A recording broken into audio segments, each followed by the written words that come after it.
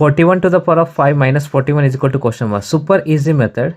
Here a to the power of 5 minus a, it is in the form of a to the power of minus a, is equal to a to the power of minus 1, a to the power of plus 1, a square plus 1.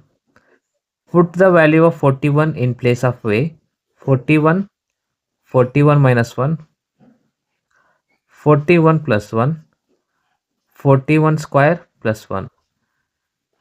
41, 41 minus 1 we get 40, 41 plus 1 we get 42, 41 square plus 1 as it is. When we multiply 41 times 40, we get 1640. Next 42, 41 square plus 1, 42 as it is. What's the value of 41 square? We get 1681 plus 1. 42 times 1681 plus 1, 1682. When you multiply 42 times 1682, we get 70644. And 41 times 1640.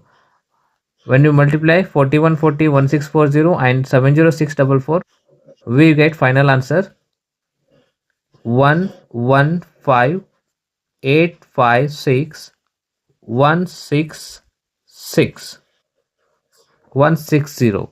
That's our final answer. Thank you for watching.